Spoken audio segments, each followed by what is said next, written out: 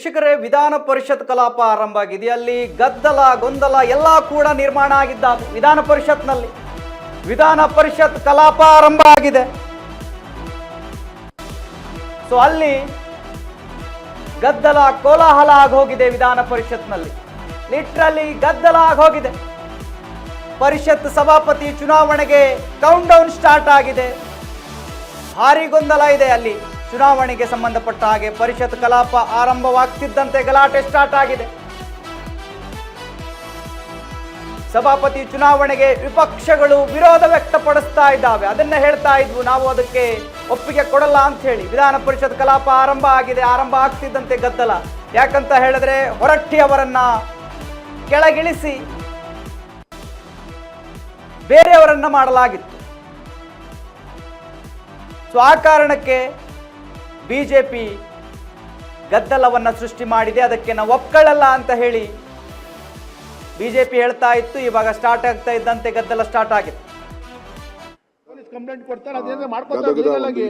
ಇಲ್ಲೇನಿದೆ ಈಗ ಮಾತಾಡಕ್ಕೆ? ಇಲ್ಲಿ ಚುನಾವಣೆ ನಡೀತಾ ಇದೆ. ಈಗ ಚುನಾವಣೆ ಮಾಡೋಣ. ಇಡೀ ಗದಗದ ಸಿಗುತ್ತೆ.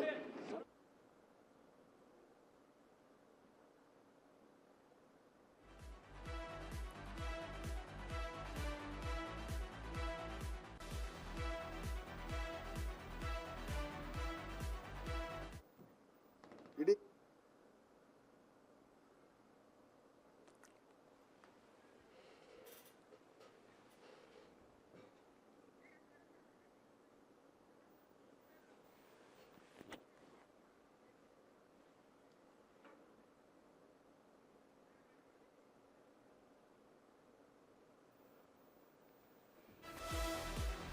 ಎಸ್ ವೀಕ್ಷಕರೇ, ನೋಡಿ, ವಿಧಾನ ಪರಿಷತ್ಗೆ ಸಂಬಂಧಪಟ್ಟ ಹಾಗೆ ಚುನಾವಣೆ ಇದೆ ಇವತ್ತು. ಬಸವರಾಜ ಹೊರಟ್ಟಿ ಅವರನ್ನ ಕೆಳಗಿಳಿಸಿ ಸಲೀಂ ಅಹಮದ್ ಅವರನ್ನ ಸಭಾಪತಿ ಸ್ಥಾನದ ಮೇಲೆ ಕೂಡಿಸಲಾಗಿದೆ. ಅದಕ್ಕೆ ಬಿಜೆಪಿ ವಿರೋಧ ವ್ಯಕ್ತಪಡಿಸ್ತಾ ಇದೆ.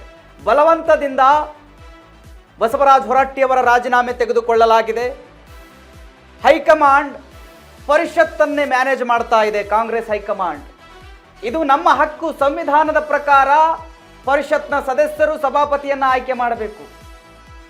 ಅದು ಯಾವುದನ್ನು ಕೂಡ ಲೆಕ್ಕಿಸದೆ, ಪ್ರಜಾಪ್ರಭುತ್ವವನ್ನು ಲೆಕ್ಕಿಸದೆ ಅವರು ಮನಬಂದಂತೆ ನಡ್ಕೊಳ್ತಾ ಇದ್ದಾರೆ. ಇದಕ್ಕೆ ನಾವು ಒಪ್ಪೋದಿಲ್ಲ. ಚುನಾವಣೆ ನಡೆಸೋದಕ್ಕೆ ನಾವು ಬಿಡೋದಿಲ್ಲ. ಚುನಾವಣೆಗೆ ನಾವು ಬಹಿಷ್ಕಾರವನ್ನು ಹಾಕ್ತೀವಿ ಅಂತೇಳಿ ಬಿಜೆಪಿ ಪರಿಷತ್ ವಿಪಕ್ಷ ನಾಯಕ ಛಲವಾದಿ ನಾರಾಯಣಸ್ವಾಮಿ ಅವರು ಕೂಡ ಆಗ್ರಹಿಸ್ತಾ ಇದ್ರು.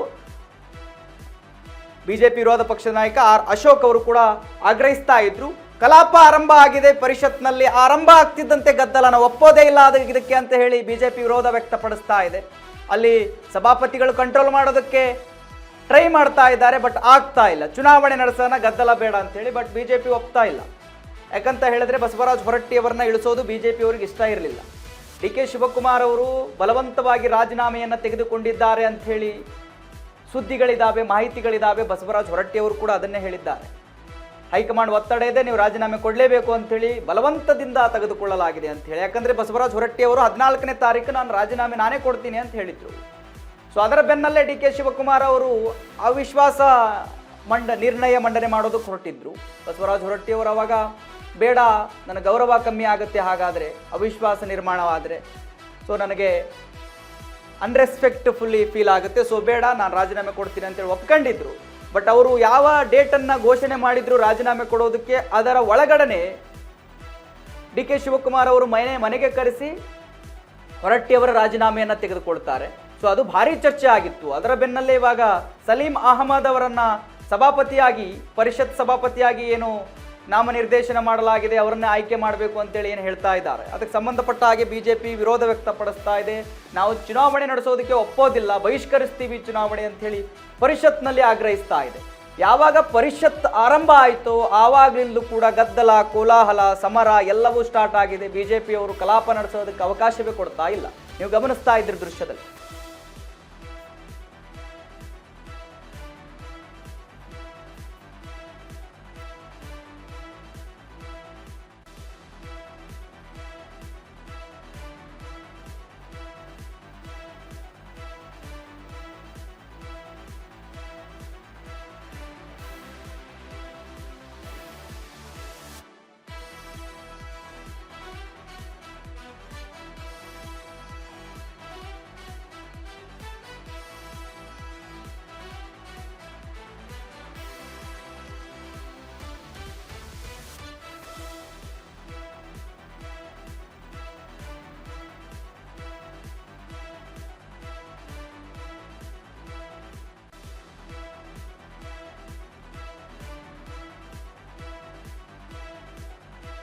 ಎಸ್ ವೀಕ್ಷಕರೇ ನೋಡಿ,